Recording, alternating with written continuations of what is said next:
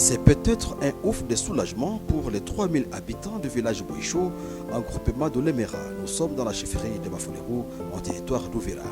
L'eau potable est enfin là, à Bouicho, depuis le samedi 13 avril. L'eau potable coule désormais des bords de fontaines dans ce village. C'est à l'issue des travaux de construction d'adduction d'eau. Les premières bornes fontaines d'eau potable à Bouicho ont été inaugurées le samedi. Les travaux de construction d'adduction d'eau ont consisté en la pose des tuyauteries sur une distance de 5 km de l'Emera Centre à Bouicho, mais aussi à construire 9 bornes fontaines. À l'Emera Centre se trouve un grand réservoir d'eau potable. Les travaux ont duré 2 mois pour un coût global de près de 30 000 $ américains. Ils ont été réalisés par le comité de réflexion et d'action pour le développement grâce à une main-d'œuvre locale.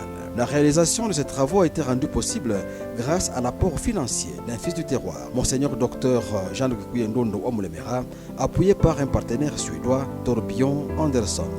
Les bonnes fontaines ont été inaugurées officiellement par le chef de la chefferie de Bafolérou, le Mwami Adam Daresimba Kalingishi. L'initiateur du projet, Monseigneur Jean-Luc Kouyendondo Omulemera, a remercié naturellement tous ceux qui de près ou de loin ont rendu possible la réalisation de cet ouvrage.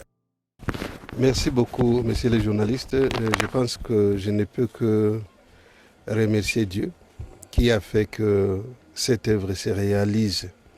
Je suis bien sûr content de voir que les femmes et les enfants puissent avoir de l'eau à la maison. Nous-mêmes, lorsque nous étions des enfants, c'était difficile d'avoir de l'eau pour laver les pieds avant de partir à l'école. Mais maintenant, ceux-là qui viennent après nous, ils peuvent laver. Et les mamans, au lieu d'aller puiser de l'eau, ils auront, n'est-ce pas, à puiser de l'eau ici à la maison. C'est quelque chose de très bon. Ça m'édifie, ça m'encourage aussi. Et je pense qu'il fallait que tout le monde puisse penser de cette manière-ci pour que la population de notre pays puisse avoir accès à l'eau potable. Si Dieu nous donne la grâce, nous pouvons faire quelque chose sans rien promettre. Donc nous essayons, par la grâce de Dieu, de chercher ce qui est possible pour la population. Et ensuite, si on trouve, eh bien, ils vont voir se réaliser un autre ouvrage. Disons également que Bouicho n'avait jamais, jusque-là au moins, été desservi en eau potable. Les habitants consommaient depuis l'existence de ces villages d'eau de rivières, des étangs et des marigots, source, comme vous le savez bien, de plusieurs maladies, dont le terrible choléra. L'avènement d'une eau potable à Bouicho pourra réduire sensiblement des maladies d'origine hydrique et permettra certainement à la population de ces villages de retrouver une bonne santé. Ninafurahi sana kuona furaha ya watu na leo hii nafikiri inapita kiasi kwa sababu nimeona ya kwamba furaha yenu inanipa mimi furaha na ninajua hata Mungu anafurahi. Na pia ninataka kusema kwamba kuleta maji ni kazi kubwa lakini sio kazi ngumu. Kwa sababu cha kwanza inayohitajika ni watu waaminifu. Watu ambao wanajitolea na watu ambao wanafanya kazi kwa nguvu, na nimeona ya kwamba uaminifu umekuwepo kwenye hili kundi ambayo wameleta maji huko. Inaanza juu kwa Monseigneur Kouyendondo ambaye yeye ndio amehakikisha pesa zote zimetumika kamili. Na ni kitu cha muhimu ya kwamba sisi ambayo tunasaidia tujue ya kwamba pesa haipotei njiani. Bila shaka umeona hii mara nyingi, maana mimi si mgeni wa Afrika. Mimi najua inatokea hapa, inatokea nchi zote za dunia.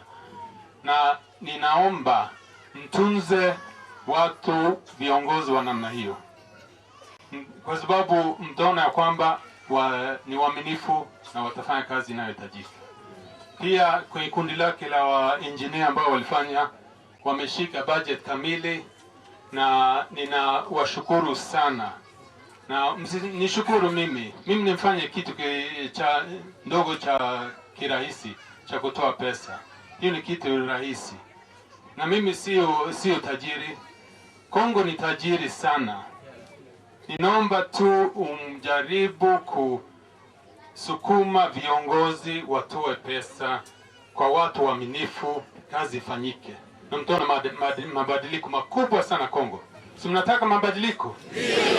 Sasa ndio, fanyeni hiyo, ninaomba. Fanye hivyo. Asanteni na ninashukuru sana kuona wakina mama wanafurahi. Kwa sababu najua nyinyi ndio mmebeba mzigo mzito zaidi kuliko wengine. Tunateseka juu ya kuenda shota mbali, lakini tuliona mai hapa karibu, tunafurahi sana. Mungu amsaidie na tuongezee wengine, atuletee ingine maendeleo mingi. Tunafurahi sana juu ya mai, tunafurahia baba yetu mwenye alitupatia mai. Mungu amubariki, amzidishie sana. Ngwa bwenene tuwasima watu walonga maji na mde mwitu mwetu. Tunapenda mai kisima inakuya hapa. Tunafurahi sana, tulikuwa naenda shota kule Mlungu na mabido kumgongo. Tunafurahi sana tuletea mai hapa. Walituletea mai mwingine, tunasema merci sana. Nilikuwa na goga na kunawa.